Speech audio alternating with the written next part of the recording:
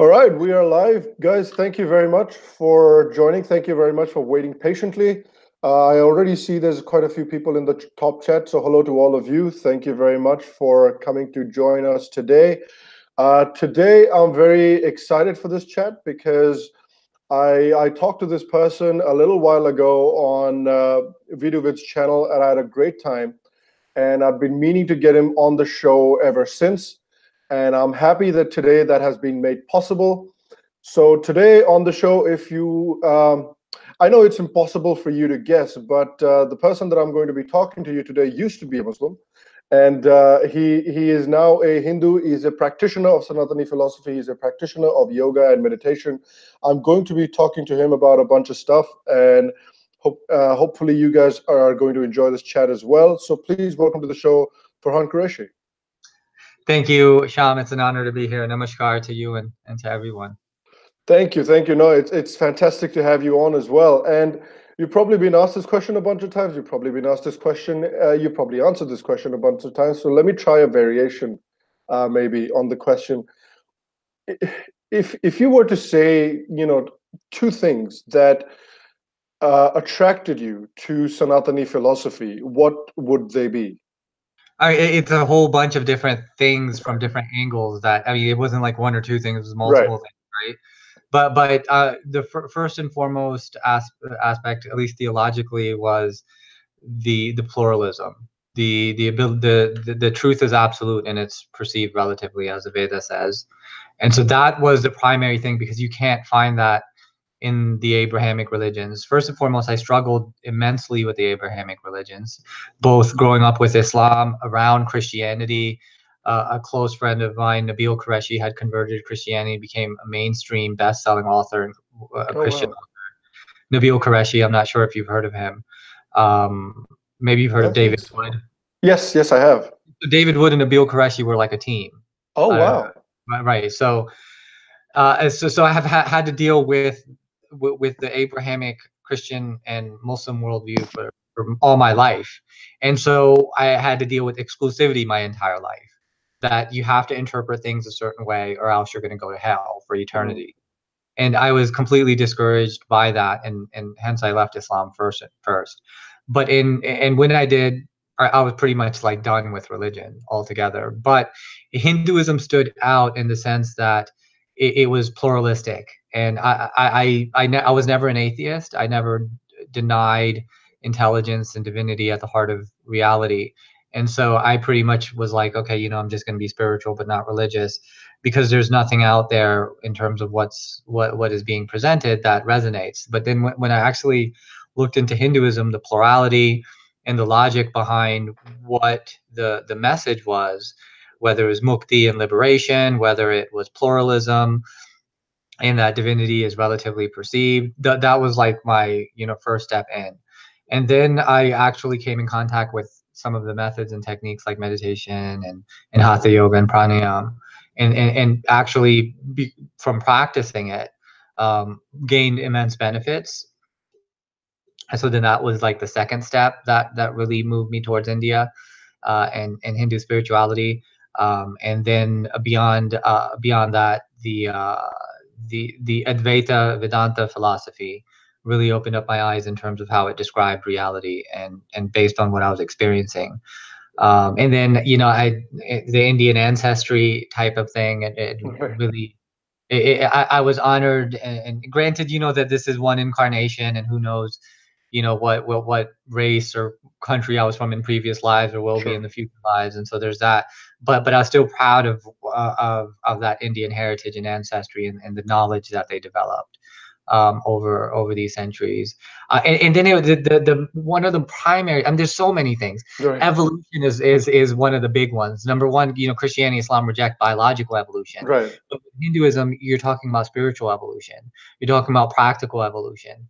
And not only do you see it in India over time, but it's inherently evolving.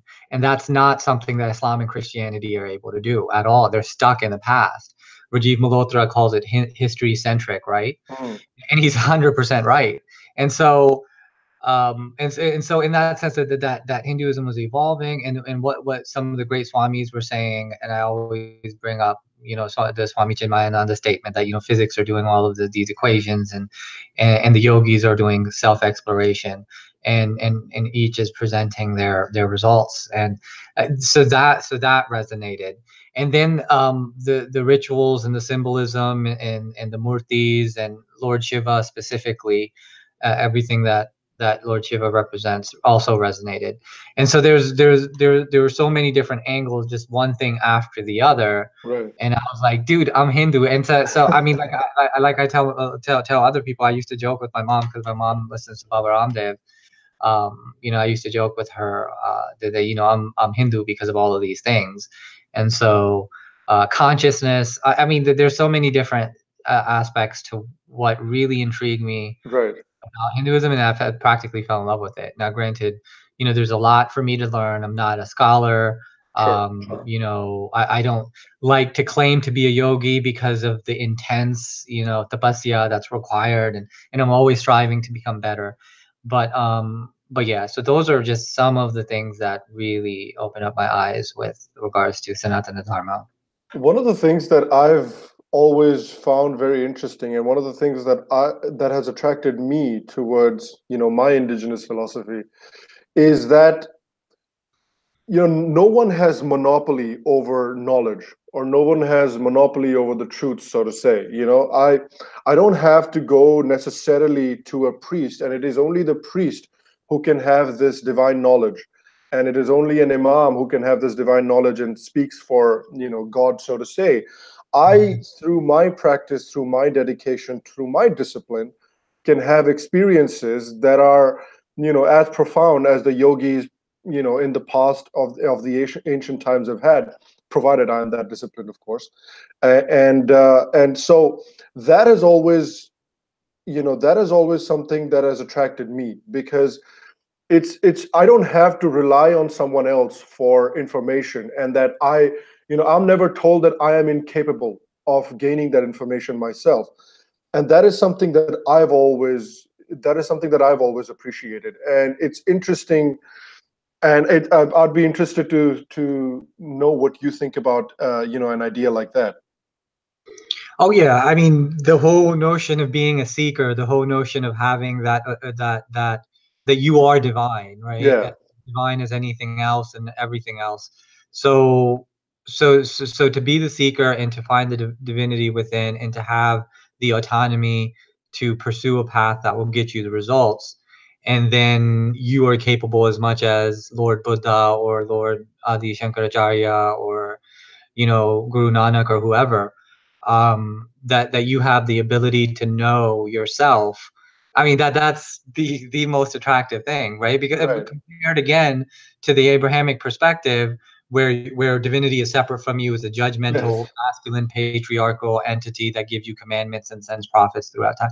I mean, there's such a massive difference between those two worldviews, and one clearly is, in my view, makes much more sense uh, than than the other, that is kind of, in my view, kindergarten theology. I think I've called it in in the past, and I definitely stand by that too. Right. Yeah, Yeah. it's interesting because most, I think literally every ancient culture on the planet had some aspect of it. In my opinion, and maybe my opinion's biased, but in my opinion, uh, Hinduism conceptualizes it best. But all sorts of ancient cultures in the world had an aspect of oneness, had an option, had a concept of connection to the universe and the cosmos around you. Right. And it's strange that even cultures that had no connection to each other, that had no contact with each other, had still developed a system like that, where they were talking about oneness, where they were talking about, Mother Earth, or this inextricable connection that they had with the cosmos. And that tells you a lot, doesn't it, about how maybe human beings were wanted, or were supposed to see the world around them, rather than see them detached from the world, and rather than see them owners of the universe, rather than say an inextricable part of the universe. Yeah, absolutely. The whole aspect of being connected with nature, with the cosmos, the universe, with human beings in general, is something that we do find in indigenous cultures, and I agree with you, articulated best by the Indian sages for sure. Not that this is a competition; it's just a Right, of reality of the course. matter. It's just the reality of the matter, right? So I think that that is absolutely profound, and I think that humanity is craving that indigenous connection that they had. Their perception of reality had to been radically different than our perception of reality is today, because we're distracted by so many things, from technology to jobs to social things, Right. and all of those distractions definitely, take away from our ability to perceive the nature around us. And so I mean, that was again like one of the many aspects of Sanatana Dharma that just naturally resonated with me. I Right. mean, and I think humanity is moving along those lines, where they're beginning to talk more about oneness and unity and non-duality and connection with nature and the cosmos.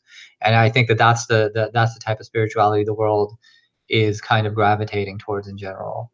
Yeah, I saw this TED talk the other day, and it was being given by some bloke out of MIT, and he was talking about this concept where he was talking about, at the end of the day, what are people and what is the universe? At the end of the day, we are all energy. And he was talking about, he was basically it was a talk about mindfulness meditation, and as it is known in the West.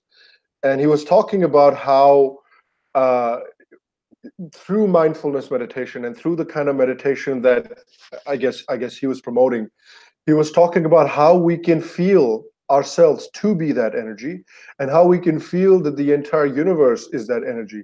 And when we feel both of those things, we immediately feel that connection.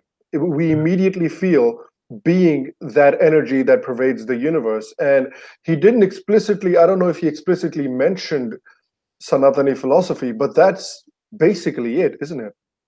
Yeah, I would definitely say so. I think it's more than a feeling. It's more than just a cognition or a thought. It's a full blown experience Right. of truth, right? And ultimately, with Sanatana Dharma, and this should be clarified with anytime mysticism comes into play, Yeah. that Sanatana Dharma is always not so much about the experience as much as the experiencer, right? That which is the consciousness, or that is experiencing the contents of consciousness.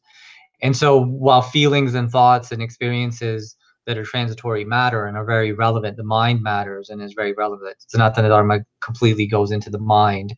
It completely goes into Maya. It completely goes into the body. It goes into the whole thing.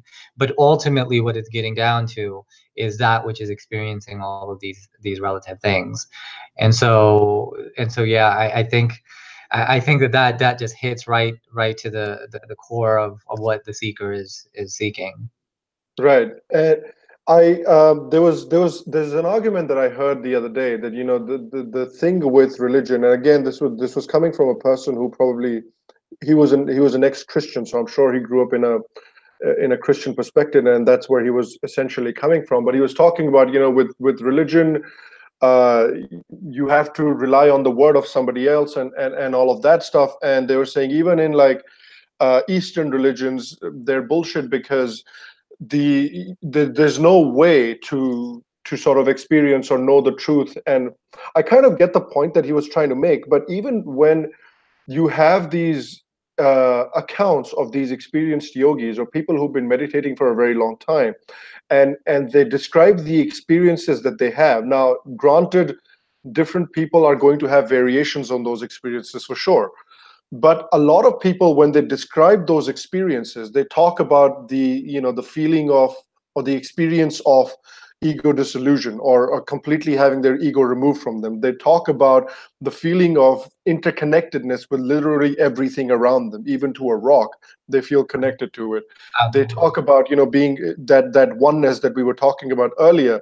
So even though there are going to be variations in an individual experience, but there are certain common experiences that people are talking about. So it is possible that in the Sanatani system, you can have consistent experiences. Now, I don't mean consistent in same sense as same, but there are some common threads there, right?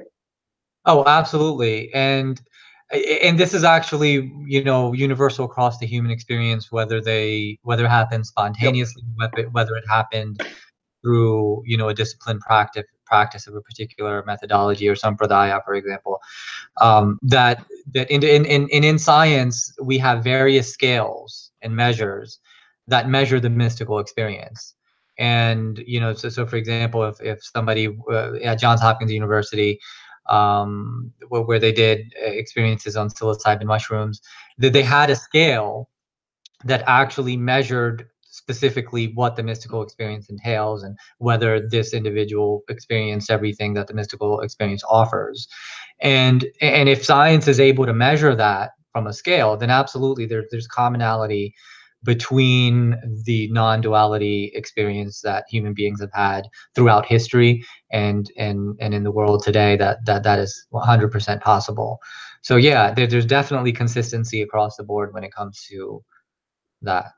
That's such a good point that you raise about the psilocybin experiment, because I was reading something about that, and a lot of people who have had, you know, profound experiences under it are, over a period of time, over decades after, when you ask them, they'll tell you that that experience that I had was among the most profound experiences of my life, and they're describing things that are very similar to the sort of things laid out in Sanatani philosophy. And again, like you said, to your point as well, there are these common experiences. And I remember listening to you on I think it was Waleed's podcast, that you were talking about that we a lot of people, no matter what culture they're in, they've when they're committed to it, they do get that feeling of oneness. They may be getting that feeling of oneness to a teacher, they may be getting that oneness to a book, they may be getting that oneness to a prophet, but they're still Mhm. getting that feeling of oneness. So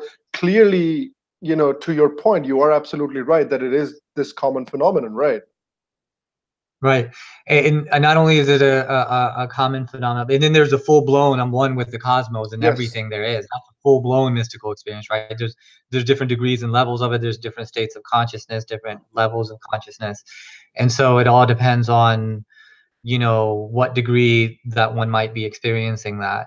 And so yeah, absolutely, I think that's definitely common across cultures, and every individual is capable, like you said earlier, of experiencing that.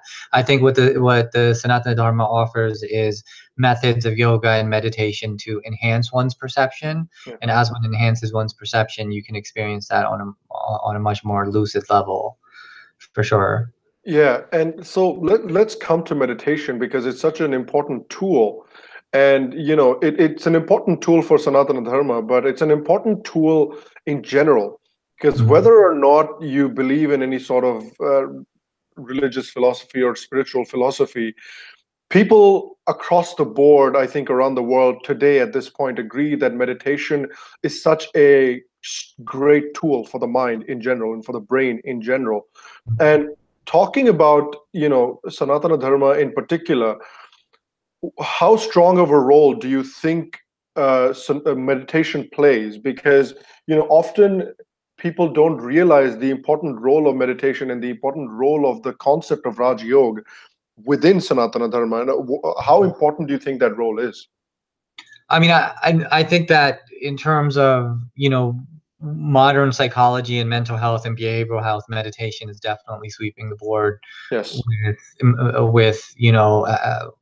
with regards to anxiety, depression, and this is what the clinical studies show, right? That Johns Hopkins, Mayo Clinic, Harvard, everybody's done these studies, and it's all come out with flying colors that mindfulness and meditation significantly can heal past trauma, can significantly impact a person's perspective and perception on how they look at things.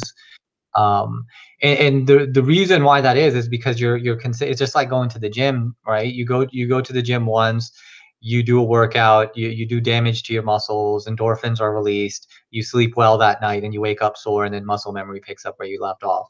And so like with the physical workout, meditation, mindfulness work in a similar way, that with the consistent regular practice, sadhana, if you will, um, you're going to see results, and you're going to see an increase of results, both in terms of healing and in terms of the way you look at things. The notion of equanimity, for example, the ability to see things indifferently rather than being attached emotionally to what's happening. That is a result not of a philosophical conclusion, but a result of a practice that then changes your brain chemistry and allows you to perceive that way. And that's what meditation does. Absolutely, it's going to play. It plays and will continue to play a significant role in human spirituality for sure. Yeah, I've been getting a lot of questions about that as well. And one of the questions that I got on Patreon is from Ashod Jeswal. He said, "I've been meditating for a long time, and I would like to hear his thoughts about Farhan's thoughts about meditation methods, and how can I make it better for me, and how can I take my meditation practice to a higher level?" Right. I mean, I think that there's different approaches and different techniques that are offered, right? And there's many, great teachers out there who have said that these are the methods that I've applied and have worked for me. And so, I mean, I've taken a number of those courses to find out what meditative techniques work best for me. Now, what works best for me may not work best for you. Right. And so it's relative to the individual, it's relative to the guru and their philosophy that you're trying to apply. So, I think that it should be based on what you're going to try to do consistently. So I could give you methods that might be different than the methods that you've offered, that you've learned, and it's going to be up to you whether you want to switch gears or add or subtract, whatever. That's entirely up to you. So I mean, I've of the different courses I've taken, Maharishi Mahesh Yogi's Transcendental Meditation. That one really didn't work for me. Okay. Although I had some awesome experiences with the TM folks, that method really didn't work for me. The mindfulness stuff that I learned from the Buddhist traditions worked tremendously for me. Now, the word mindfulness, I've heard people call it vipassana. I from my looking at it, and again, I'm limited in my perspective. I would, rather than use the word vipassana for mindfulness, I would use the word dhyana to pay attention, right? Vipassana means insight, and Yep. dhyana means mindfulness. So I think mindfulness as a principle is dhyana, and dhyana comes within the context of vipassana meditation, which is insight. And the idea is that with a calm, collected, still mind arises insight, arises Yep. vipassana, versus a disturbed, stressed, emotional mind. There's just chaos, and you can't really make sense of things. You're much more irrational, much more impulsive. And so the one techniques that have really worked for me are the dhyana or mindfulness techniques. The one thing that comes to mind from the Yoga Sutras of Patanjali is the notion of chitta vritti nirodha, the cessation of the churning of the mind. To reach that point of stillness with these techniques is what brings about the results that we're seeing in the laboratory. And so if we can use whatever techniques we use, whether it's mantra in the TM context, whether it's dhyana techniques, mindfulness techniques, or something else, breathing techniques, pranayama techniques, the point is to reach that point of stillness and just be from that state. And so that's kind of what we're trying to accomplish. Now, in terms of the specific techniques, so there's a number of them that one could apply. The most common ones, at least in Vipassana, is known as, Anapana, which is just focusing on the breath as the air flows in and out of the nostrils. Goenkaji, teaches it in terms of going in and out of the nostrils. Other mindfulness teachers have said to follow the breath and feel it wherever you feel it, whether it's in the chest or throat. And the idea is when you absorb yourself completely, right? This is what dhyana is about. When you absorb yourself completely into one thing and one thing only, you lose yourself. The whole ego, Yes. everything disappears. And as you get deeper and deeper, you get closer to what's known as the Samadhi State. And when you're in that and you're just being for, say, 30 minutes, an hour, or whatever, what that does to the brain and what that does to you psychologically when you get out of it that's what the results are what you're looking for. It's not what's happening in the meditation as much as what happens to your moment to moment experience after the practice, as you're engaging with the world. And so that's kind of what we're looking at and looking to do. Now, if for that the problem that is being spoken of is what they call the monkey mind, right? Even in Hmm. traditional Sanskrit, I Yes, forgot the word for monkey in Sanskrit. Do you remember? I think it's Varner. No, yeah, no, it's not that. It starts. I Kapi. know, Is it I know, Kapi? Vana is also a word for monkey, but I think it, Kapi is Sanskrit for monkey as well. Is it Kapi? okay. I think it was starts with the M. I mean, I don't even know Hmm. the Sanskrit letter for M, but anyways, the whole monkey mind idea. The mind can go all over the place. Well, another analogy that I give is like a whirlwind of dust that will eventually Yes. settle. And so the people get discouraged with the monkey mind and to give Yes. up on meditation. Like even people with depression, anxiety, they can easily give up on meditation because their mind is going all over the place. The other thing is trauma. The idea of closing the eyes, now all the trauma and the pain that you've been through could easily surface, right? And even in Buddha's practice, he had to deal with those demons, right? One of the most common things that I get is the first thing that I'm sitting down to meditate. The thing that happens to me most is the first thing that comes to my mind when I close my eyes and start to meditate is the most embarrassing thing I've ever done in my life. That's the first thought that comes to my head, and I'm like, "What the hell, man? How am I supposed to start on that footing?" Right. It's actually, I mean, if a person can handle it, it's actually a good thing because the Yeah, mind and the body are trying to heal from those things. Even when you're dreaming, all of your fears can surface in your dreams. And it's important for you to be able to confront that and to confront it with a calm, collected mind rather than, a mind that is unwilling to face the truth of certain matters.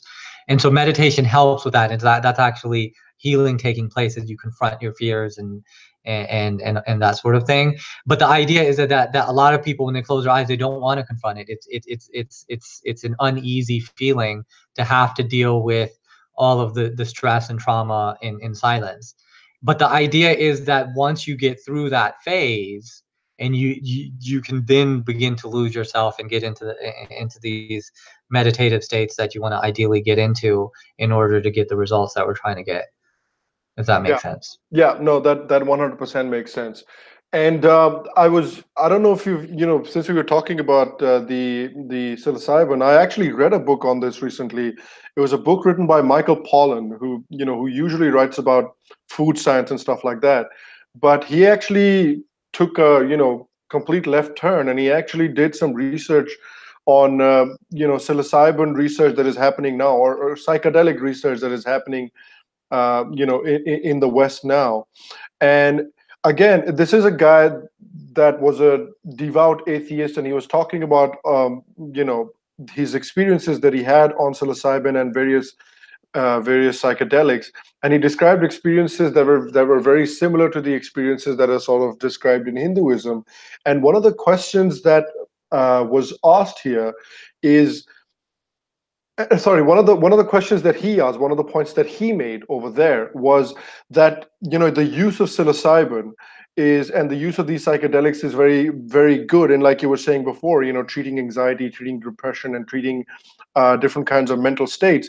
But at the end of the day, a lot of those people that suggested psilocybin to him, that were doing the psilocybin research, actually suggested people to do meditation long term, because that is something that you can control with your mind. The experiences that you're having under these psychedelics is something that you cannot control. Right. But after dedicated practice, your experiences, or your meditation practices, that's something that you can control. And a lot of them suggested that. So that was quite an endorsement of, I think, meditation and mindfulness from the scientific community in general, and from that author as well. I would really recommend that book to you if you want to give Oh, that a read. Yeah. I know. I mean that completely resonates. Not that I do. Not that I will say in the present text. Not that I do psychedelics. Right. Although I have. So Alan Watts, who you may or may not have heard of, he's a Yes. famous philosopher and mystic. He says, specifically as it pertains to psychedelics, that when you get the message, hang up. And I think that the psychedelics will tell you to do that, Yeah. whether you agree with that or not. Yeah. And so that's kind of the approach that I take. I think that I've learned everything that I need to learn Hmm. from those experiences. There's also the caveat of drugs in general. I think particularly in India, there's a lot of stigma behind what they Yes. call drugs. I hate calling them drugs, and I also hate calling them depending on something external to you. Those are the two most things that swamis have when they're asked about psychedelics. Those are Right. they call it a drug, Yeah. and, and then they say don't depend on anything external to you, and then it's temporary, it's addictive, it's toxic to the brain. All of those are factually incorrect That's and true. Yeah. wrong. Literally, all it's not they're not toxic to the brain unless you're talking about MDMA. Um, they're not non-addictive. And a matter of fact, if a person were to do them, they probably couldn't do it for another 2-3 months. Yeah. Uh, They need to heal and kind of integrate and process what just happened. So it's not something that you want to do again. For a lot of people, it was so intense that they probably never do it again after one time or two times or whatever. That they say that 20 years of therapy in 4 hours of a Yeah. psilocybin experience. So these are the idea that these are plant medicines, right? These are plant medicines that bring about healing and long-term transformation. But what happens with a lot of Indian gurus who, quite frankly, don't know what they're talking about, they will dismiss these as drugs, as addictive, and so on and so forth. And I think that if you have an experience and if you don't understand neuroscience, then you shouldn't comment on these things. That's You know true. what I mean? That's just my take on it. But the other thing is, in terms of depending on something external to you, I would say, then what about turmeric? What about Ayurveda? What about all of these herbs that you're doing for healing? You know what I mean? Those are external to you. So these are plant medicines that bring about long-term healing of serious trauma that people go through, changes in perception of reality that are long-term, and quite frankly, they lead you to Sanatana Dharma in a Yeah. Ram Dass sense, because they confirm everything that Sanatana Dharma has been teaching. And so the caveat is that obviously cocaine and hair, like, listen, I worked in mental health. I've seen the worst of the worst of addiction: alcohol, heroin, you name it, right? These cocaine, these are horrible narcotics. They are not the same category of psychedelics. It's like comparing meat to vegetables Yeah. because they're both food, right? You can't do it. So my take on it is that most people will not be ready and prepared for an experience of the sort. Number one. Number two, Sanatana Dharma is not about chasing mystical experiences or Yes. having mystical experiences. It's about becoming aware of who and what you are. And so that should not be sidestepped when it comes to these psychedelics. Wouldn't you say And that? Wouldn't you say that realizing who you are is a mystical experience when you get close to realizing it? Right. No, I would say that. Yeah, I would agree with that. But the only thing is that you don't need to do psychedelics again and again to Yep. once you have an experience, you know what I mean. So it's no longer about chasing that experience that will ultimately be transitory, even though when you're in the experience, it's timeless, right? Yep. It's a timeless experience. There's no sense of perception of time. All of that just goes away, and so. And so yeah, I think it's a profound experience that is life changing, transformative, but easily one of the most important experiences in my life that I've ever had, Hmm. and was definitely, dude, I would be much more skeptical of energy and prana and archetypes and all of this thing if it wasn't for psychedelics, Yeah. right? It was that opened my mind up to the possibilities of a magical world of energy and spirit and other worlds and realities. If I did not have that experience, I would be much more skeptical. I'm pretty skeptical. You know what I mean? When certain, I will spend time with shamans, yogis, and they can talk about black magic. They can talk about all the powers that they have. I don't care. I just go with it. Yeah. And same thing with spending time with schizophrenics. They'll Yeah. talk about their experiences and what they're thinking and perceiving, and I'll sit there and switch my skeptical mind off and respect and honor their experiences, because they're legit perceiving those things, and I honor and respect that, and I think that there's something to it. And so yeah, that's a long take on psychedelics. You have to give all these disclaimers and caveats because Yeah. you know assumptions and whatnot.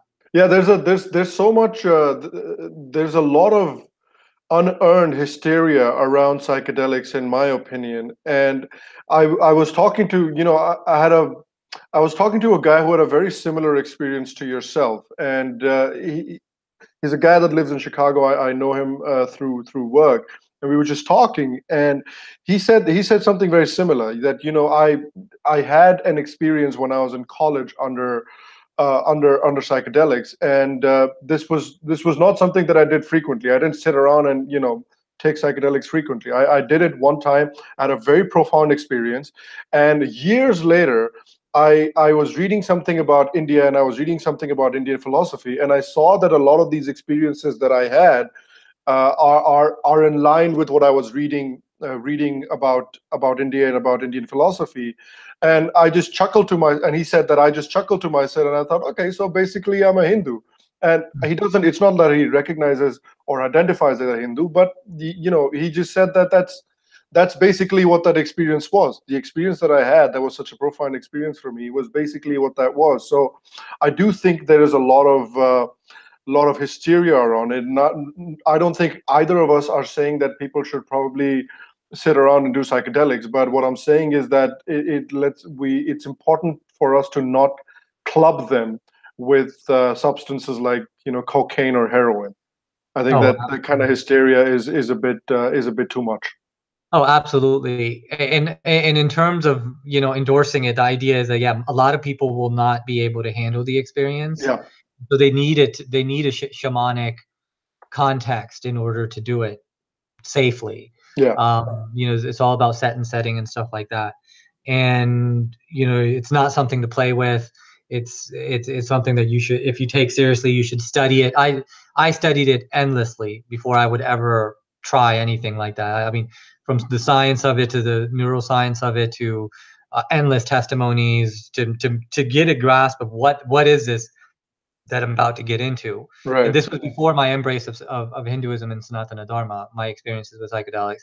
And so this was like back in 2012 for Mm, me.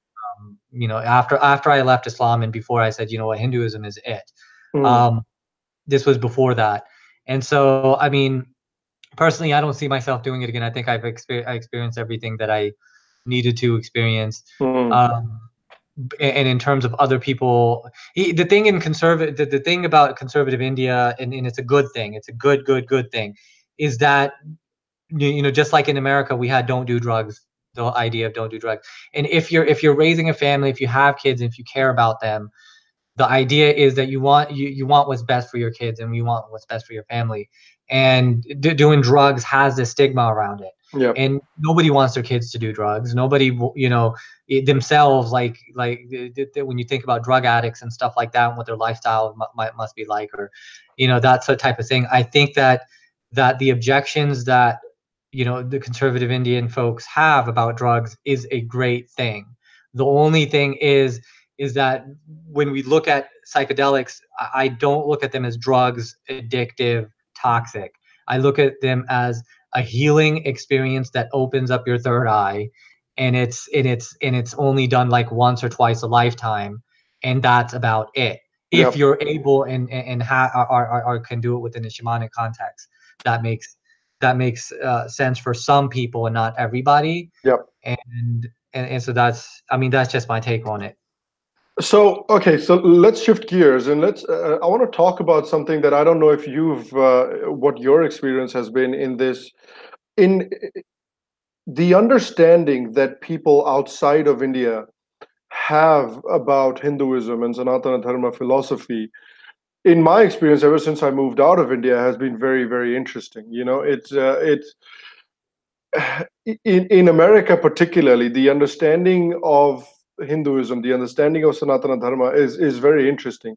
They see it as this weird, benign philosophy that believes in flying horses and basically all that fun stuff. And they treat it like this. A lot of the people that I've talked to about when I tell them, oh, I'm a Hindu, I'm from India, and they always say, "Oh, you guys with your funny beliefs and your flying horses and your jumping elephants and all that fun stuff." So, and you know, I don't mind what people think about Hinduism. I'm not that bothered. But when it becomes interesting, when it becomes of interest to me, is when people are discussing it on serious platforms. Like I told you before we went live, when people were talking about Atheist Republic did a podcast recently when they were talking about uh, Hinduism, and you obviously haven't heard the podcast, so you're not privy to the information that they were talking about. But just in general, what has been your experience in maybe in at least serious discussions about Hinduism in the West? Sure. I think there's three different perspectives that I'm used to when it comes to Hinduism. There's the Okay. atheist skeptic, right? And the atheist skeptic is skeptical and critical of all religion, not just Hinduism, but all of religions. And so their bias will specifically look for things to call woo-woo. Yes. Their bias will specifically look for things to criticize in religion, and not care about the things that are profound or worthy of consideration. And so, not all atheists and skeptics think that way, but there's that angle of criticism, and those are the ones that will probably do the whole, flying animals and elephants and stuff like that. The Mhm. atheist skeptic. So there's those, and then there's the Christian, where it's all everything is just you're heathens, you're devil worshippers, all that kind of stuff. So there's that the Christian angle, and then there's the New Age angle, which is completely embracing of Hinduism. They love Hinduism. They love yoga, meditation, chakras, reincarnation, prana, Shakti, energy, all of that, right? So the New Agers are going to completely embrace you. The atheists Mhm. and skeptics will be critical, just like they're critical of everybody else, and the Christians will call you the devil. So those are the three those are the three perspectives that I'm used to. And in my view, I think that Hindus and Hinduism should embrace the New Age community Mm. completely. There's an economic benefit to that. There's a relationship benefit to that.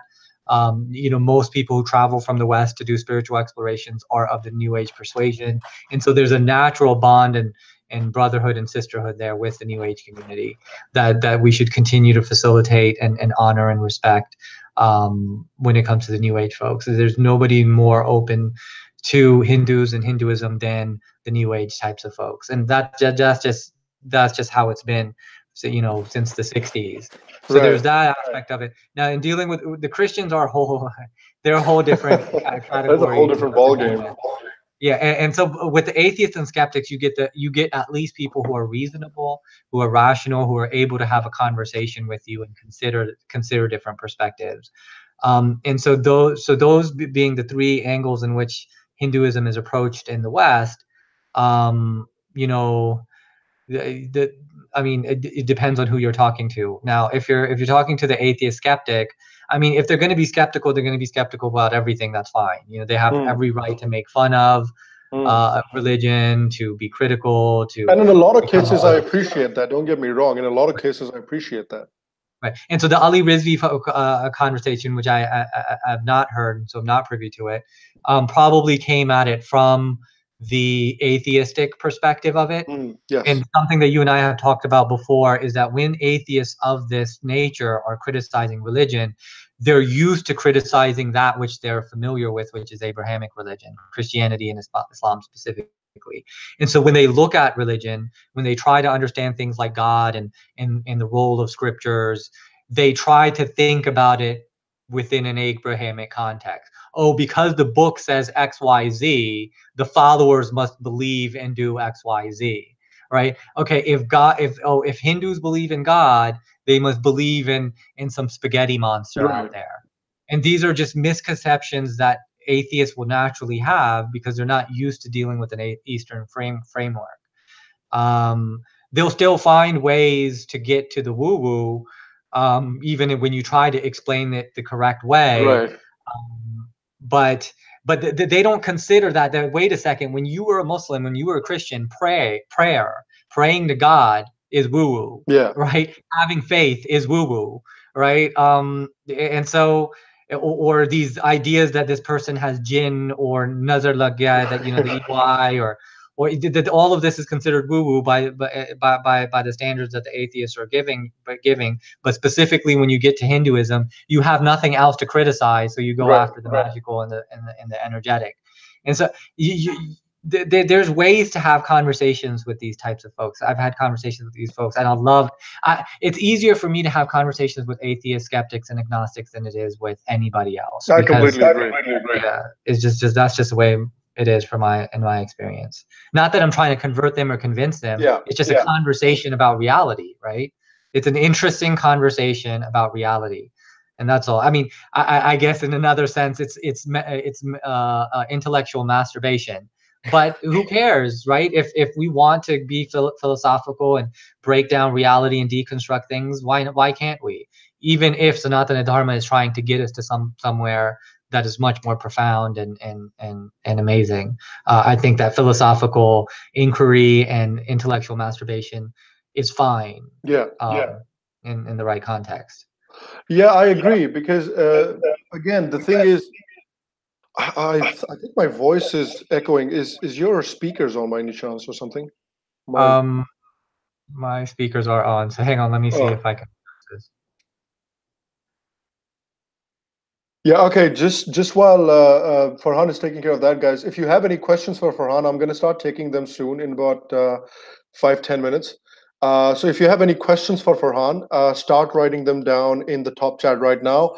I'll take a couple of the Patreon questions first, then I'll take a couple of the super chat questions, and I'll take your questions in the top chat as well. So no worries, I'll try and get to as many questions as possible. Alrighty, so if you have the questions, start typing them out right now. Okay, so yeah, I mean, coming back to what we were talking about, it's not that, Sanatana Dharma or Hinduism is trying to force a certain way of thinking or some sort of weird regimented way of thinking upon somebody. It's, again, the thing that I think conversation would become a lot easier, I think, with atheists. Like I said, I would agree with you that a lot of the conversations that I've had about Hinduism, the most engaging ones have been with atheists.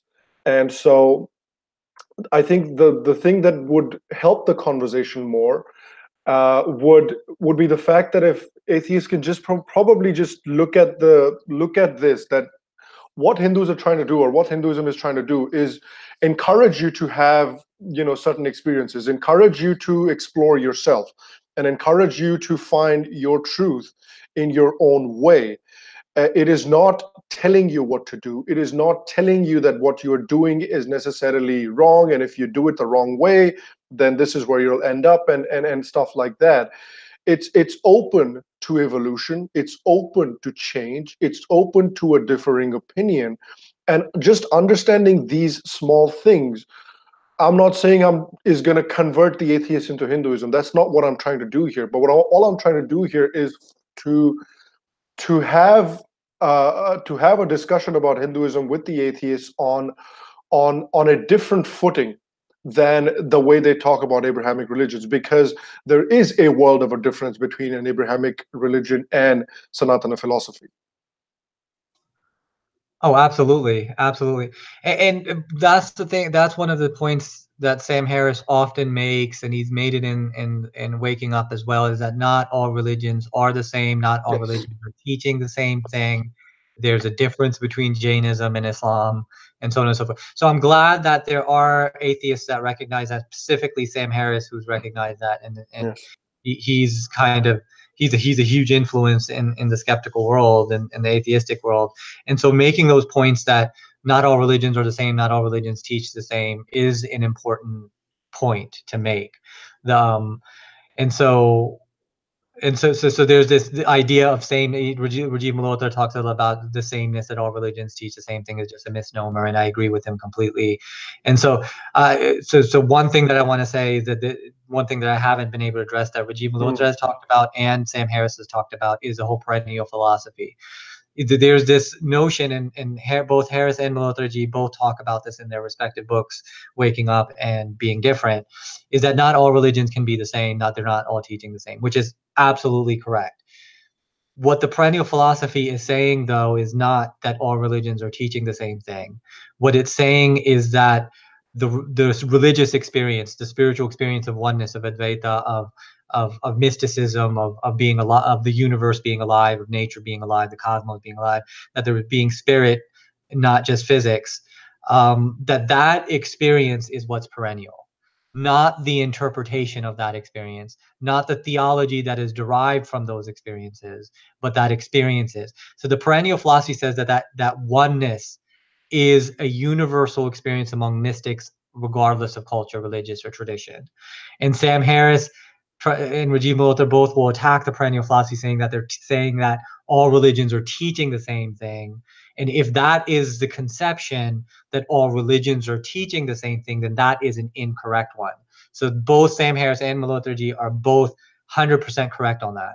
But what the perennial philosophy is actually saying is not that all religions are teaching the same thing, but that there's a spiritual experience that to pay attention to, that is at the heart of where these religions come from. So that being said, that not all religions are the same, and that we should be able to differentiate categorically good ideas and bad ideas. Now we're on a footing that makes the most sense. Yes. Yes, I agree with that completely. There's another concept that Rajiv Malhotra ji makes, which resonates with me a lot, and that is the distinction between tolerance and mutual respect. That's something that I've found in the West, especially living here. When people talk about, in America, or the Christians in America, we're tolerant of other people, and but I feel like tolerant only goes so far in terms of respecting someone else or trying to understand someone else. Tolerance is like, okay, I'll I'm not going to kill you for believing what you believe, but I'm still going to walk around believing that you're going to go to hell. I'm still going to walk around believing that I don't need to respect what you believe or even what you think. I don't need to understand what you think. And that basically, yeah, you're going to go to hell and you're wrong. I'm still going to live my entire life thinking that. Whereas mutual respect goes a step further. Mutual respect goes a step further where it talks about reciprocity, where it talks about trying to understand the other person's point of view, where it talks about, respecting somebody's opinion enough to try and understand it and enough to try and give it some weightage. And that is, I think, a big distinction between the way I think the West views tolerance. And in my opinion, I'm inclined to agree with Rajivji there, because I don't think tolerance goes all the way. Tolerance goes only a fraction of the way when talking about, actually finding harmony between different people. What do you think about that? Oh, yeah, I completely agree. I think that's one of the most outstanding insights that comes out of Shri Rajiv Malhotra ji, and it's a very important one. Sadhguru has also made a similar point that tolerance doesn't work. I think Yeah. Yes. Swami Vivekananda definitely championed that view as well, right? So the mutual respect and reciprocity is a very, very, very important principle that I think that needs to be pushed more and more rather than tolerance. In the West, you have this whole coexist movement. You've probably seen the stickers on bumper cars and stuff like that. And like you said, it's better to coexist than not coexist. But like you said, it doesn't go all the way. And one of the primary reasons is because of what Malhotra or similar to what Malhotra talks about with the poison pills. Yeah. That if you can't respect something that you believe is evil. You have to convert them, Yes. all right? Or in that type of deal, we can't have our children being. Sam Harris talks about this. Sam Harris is leading our children to hell, type Yeah. deal. So he's a really evil person, and so when you look at the world in that way, it's naturally going to be divisive. It's naturally going. You can talk about coexistence all you want. You can talk about tolerance all you want. There's division and divisive attitudes are going to continue to persist with that let's tolerate each other attitude. We need to figure out a way to go to that next level of mutual respect and reciprocity, and how we do that is by challenging bad ideas. Right. All right. Let's take some questions. So let me take some Patreon questions first. So this is a question that's been requested by numerous people. So let me put this one first to you. This is a question from Uday Kumar Kurnapalli and many others. And they said, I watched your famous video, your journey from Islam to Hinduism, and I'd like to know a little bit about your first encounter with Sadhguru, and what was it about Sadhguru that sort of, attracted you or that resonated with you? Mhm. I mean, I definitely his ability as an incarnation, his energy, his quality, the pitch of his voice, the energy that that emanates from him, was attractive in that sense. Let's be, same thing with Narendra Modi ji, right? Forget about logic and philosophy and rationality and Yeah. all that kind of thing. There's something that resonates there in terms of what emanates from them as Yes. as an entity. And so then there's that. And then in terms of what he's actually saying made a lot of sense. He's a very common sense type of person. And I love that. One second. Sure. All right. Let's see if there's any more questions. Sorry about that. Go ahead. Go ahead. No worries. Phone was going off. No, but very very common sense, very reasonable person. And I've looked at a bunch of different figures that are out there in the public. Now, granted, when it comes to the famous gurus, I always say that what, when you go to your local places, you'll always find the utmost simplicity, and that simplicity and that knowledge that comes from people that are unknown can be far more profound than that which is famous or popular and whatnot. So that being said, of the ones that are the most public and popular, Sadhguru definitely resonated the most. He's In becoming quite popular on social media these days as well. His Yeah, there's YouTube clips of his that are getting millions of views now. So it's I'm, something that seems I'm to be so glad. resonating. Yeah, I'm so glad. And the other thing is that I love his cultural presentations of the Adiyogi and the fire rituals and the chanting and all that kind of stuff. I absolutely with Sadhguru, and me being a devotee of Lord Shiva, even before I said I love Sadhguru, I love that he's into Shiva. I was, the Bhagavad Gita and Lord Krishna and all that is awesome. The divine feminine is awesome, but Shiva is what's always what I've always related to the most, Mm. and the fact that Sadhguru is absolutely putting that out there, I love that. He's also a little bit of he reminds me a little bit of Osho without all of the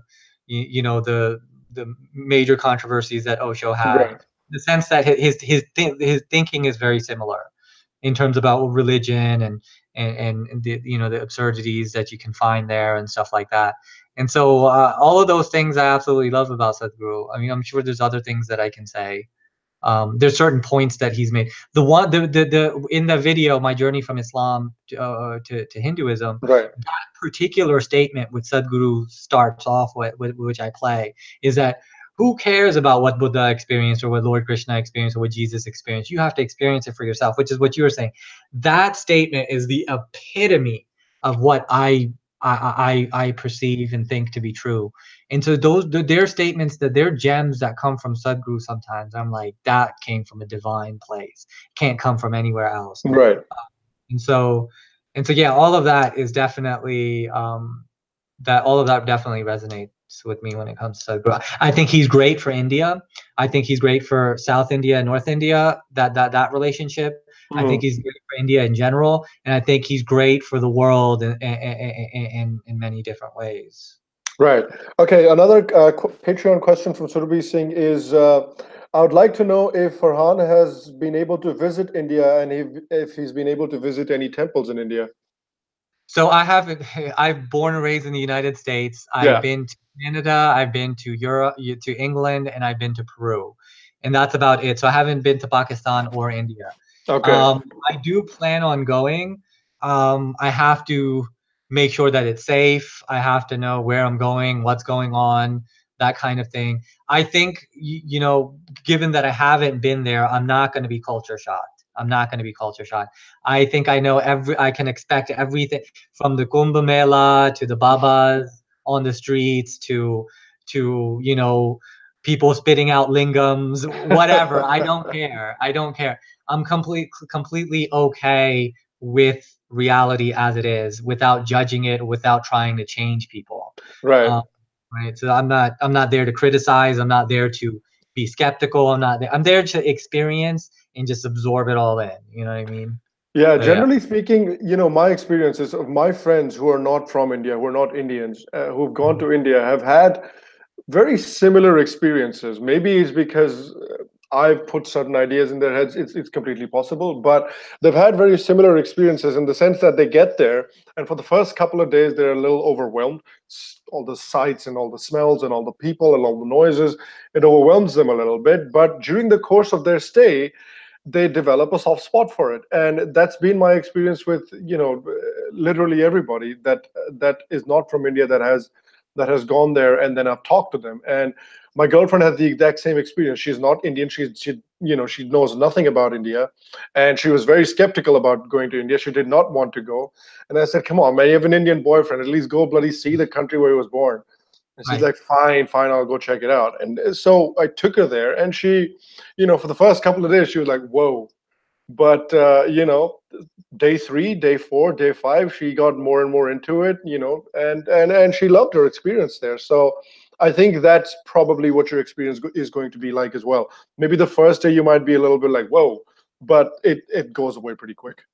Yeah, I mean, I personally don't think I'm gonna be like, whoa. I think Okay. I pretty much know what to expect in terms of the sounds and sense and what the streets are like, what the towns are like, and that what the houses are like. I think I'm pretty mentally prepared for anything and everything that could happen. So I'm not discouraged by it. I'm not there. I'm not judging anything. I think I would actually enjoy the temples the most, the Himalayas, the various the various temples that are there. I'm really looking in the natural areas, whether it's the Himalayas or Varanasi or all of that. I think all of that. I'm really looking forward to it. I just, number one, I have many different obligations that I need to get out of the way because I don't want to stay there for 2 weeks. I want to see if I Mm. can stay there for 3, 4 weeks maybe, and get kind of figure it all out and experience a little bit of everything.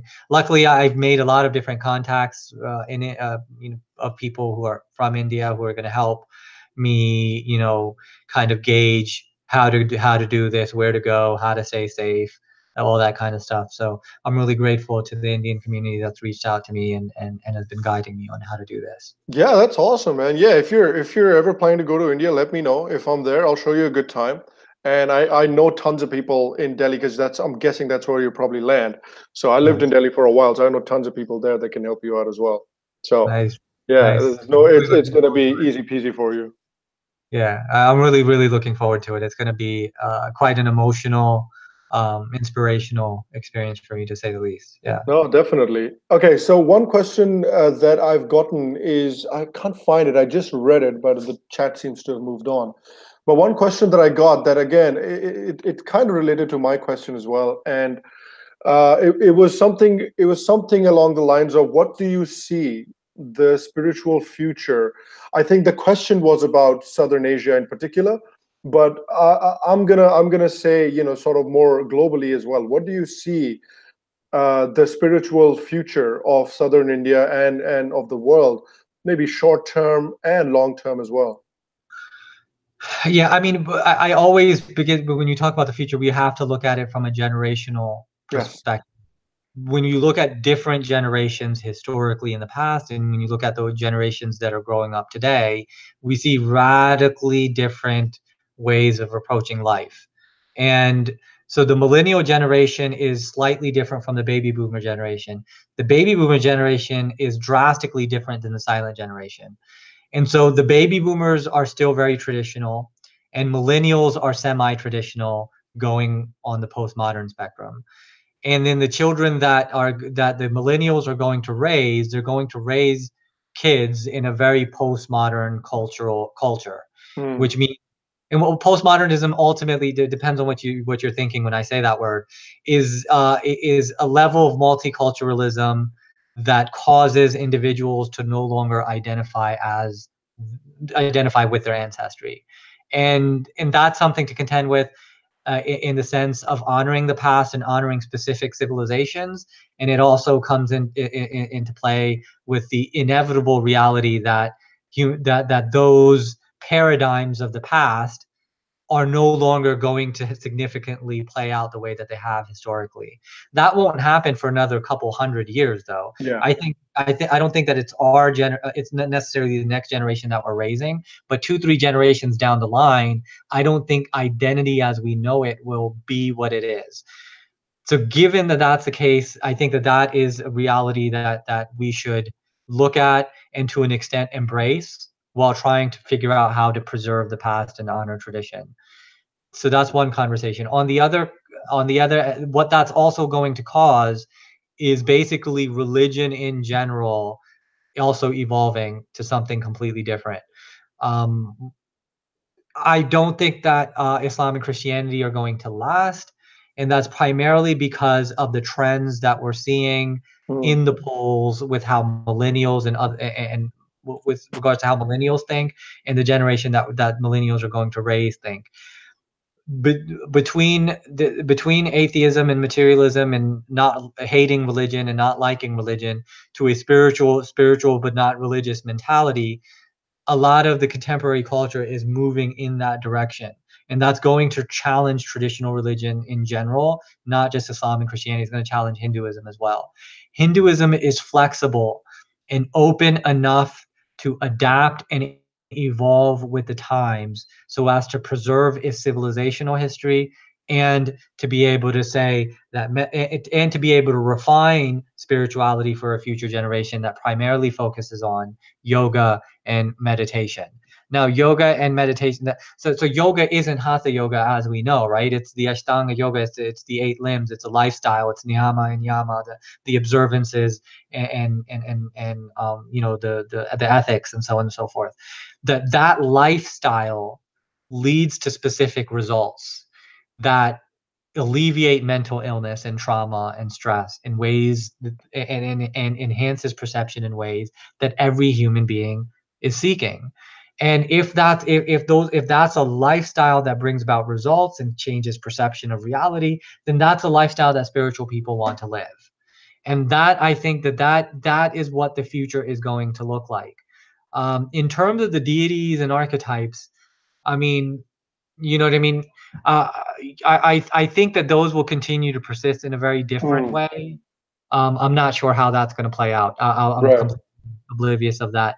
I think that there's, particularly when it comes to now asceticism, this is important, because Hinduism and Buddhism, in terms of liberation, mukti, Right. so there's a big play in terms of asceticism that matters. There are individuals in this world who for various reasons, not one reason or the other, but various reasons, would want to renounce the world. They don't want to be attached to the things that human beings are attached to. They're not into materialism. They're not into hedonism. They think that the politics of the world absolutely sucks, and they just want to renounce it all. I think that avenue which Hinduism offers may continue to be offered perhaps in a different context as well, depending on how fast we can become transhuman. Right. Transhuman meaning merging with technology, and Yep. then everything from bipolar disorders, schizophrenia, to all of the different things that are biologically rooted within us can be alleviated with technology. So no, this is another reason why I embrace Hinduism so much, is because it gets into what's known as vasanas or samskaras. From a psychological point of view, that's exactly, and this is where asceticism comes into play as well, in renouncing the world, is that the vasanas and samskaras that are absorbed within our biology and within our brain, and they become a part of us, and that we continue to feed and fuel by continuing to indulge in things that we're becoming addicted to. Sanatana Dharma is the tradition that goes into that, and no other religion does. No other religion gets into Yeah. vasanas and samskaras until Western psychology comes in and says this is classical and operant conditioning, and we need to figure out how to recondition the brain and reprogram the mind. Hinduism did that. No other tradition has done that. And so the idea about the vasanas and samskaras, as long as it continues to impact the human experience, we're going to need avenues to heal. And I think that Hinduism offers a unique, and Hinduism and Buddhism for that matter, I consider it all Hinduism. Buddhists and Sikhs will disagree, and I know that conversation is a whole different conversation, but whatever. So the whole dharmic tradition of asceticism, renunciation, handling or dealing with samskaras and vasanas, I think that can continue to impact the future of human spirituality. India is going to have to step up and figure out how to refine the tradition, and so on and so forth. And that'll be interesting in terms of how that plays out. Yeah, I Yeah, I agree. agree. And before I Before I kind of give my idea, there's a question here, really quick. I want to ask it. Vishal Dhole is asking that: do you think it's important to have a guide for meditation, or is it possible, or should you be doing it on your own, or is it better to have a guide? I mean, you can't say that people can't learn things on their own. Like if I wanted to learn biology, I could learn biology on my own. If I wanted to learn how to play the guitar, I could learn how to play the guitar on my own. If I wanted to go to the gym, I could go on my own without a personal trainer. Am I going to get the same? If I wanted to learn about Islam, I could learn Islam on my own, right? Or Christianity, I can open the Bible and start reading. But the reality of the situation is that there are people who have spent years and years and years practicing and studying this stuff. And it's arrogant to say that we can learn it on our own if there's individuals who know better than us and can demonstrate that. And so I think that teachers and gurus and things of that nature are very important. And the reality of the matter is that not everybody is the same. Everybody has a different IQ level. There's different levels of emotional intelligence, different people with different traumas. And so there are going to be people who need a teacher. They need that guidance because they have a lack of comprehension of what they're being presented with. They need to be taught. And there's other people who are more intelligent, who are able to teach themselves. That's just the reality of the matter. There are people who are smart enough to teach themselves. And so Or you're going disciplined enough. It's a question of discipline too, right? right. Yeah. And so it's the same thing. So I think there's some people who probably their path would be meaning that they would be aversive towards having a teacher, simply because they're so independent minded that they can't tolerate having a teacher or being in a community. And I respect that, but I realize that the majority of human beings are followers. The majority of human beings are followers, and that's okay.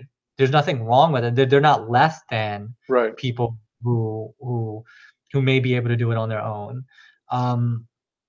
But in general, even the people who are smart enough, the reality of the matter is that they're individuals who have spent years and years practicing and studying this stuff.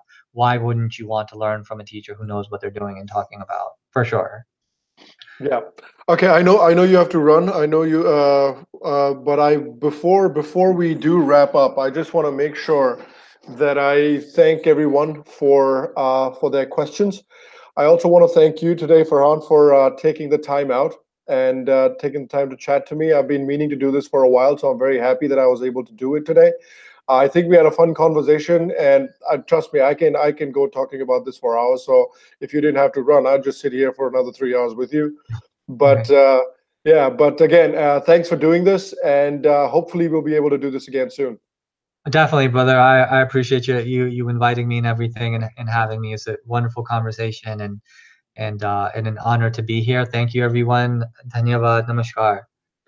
Thank you again, guys. You can go follow Farhan on his YouTube channel as well. There's some very interesting videos down there that I've been checking out for the past couple of weeks. I would also recommend that if you'd like to support this show, the Sham Sharma Show on Patreon, you can go do it in the link below.